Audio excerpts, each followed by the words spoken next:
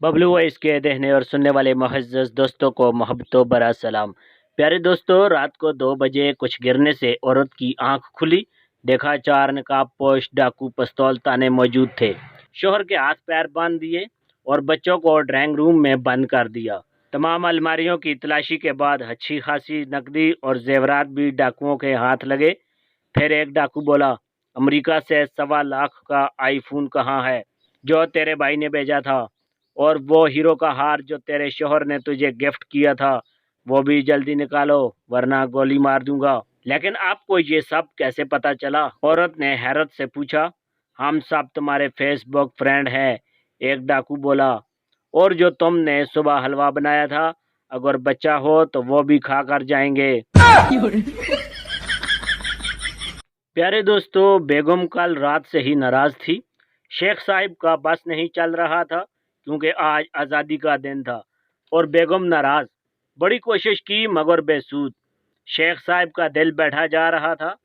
بیگم نہ کوستی نہ تانے دیتی، بس اس نے مکمل خاموشی اختیار کر رکھی تھی۔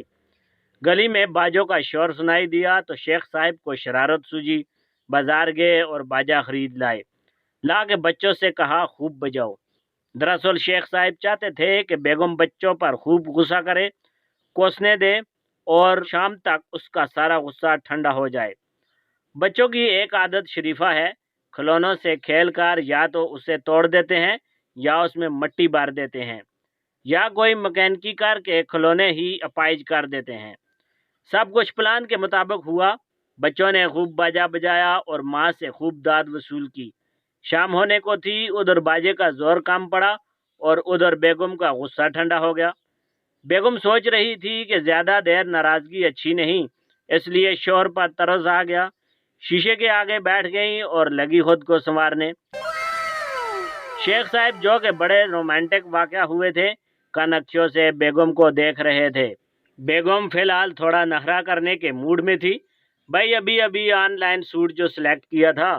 شیخ صاحب فوراً اٹھے اور اپنی دونوں گالوں پر پرچم پینٹ کروائے، باجا پکڑا اور شرارتی موڈ میں چٹیا بناتی بیگم کے پاس جا بیٹھے۔ ہلکی آواز میں باجے سے پوں پوں کرنا چاہی مگر بے سود۔ دوبارہ قصد کیا مگر پھر بھی کچھ خاص فرق نہ پڑا۔ بیگم کے چہرے کے قریب باجا لائے، پورے جذبے اور قوت سے پاں کر دیا۔ بس پاں کرنے کی دیر تھی کہ باجے میں پھنسی مٹی بیگم کے تازہ میک اپ کی ایسی تیسی کر گئی۔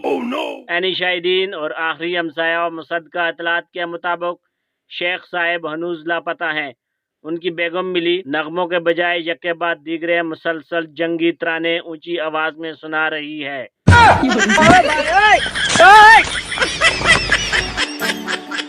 سب دعا فرما لو شیخ صاحب کے لیے کہ اللہ پاک انہیں اپنی حفاظت میں رکھے۔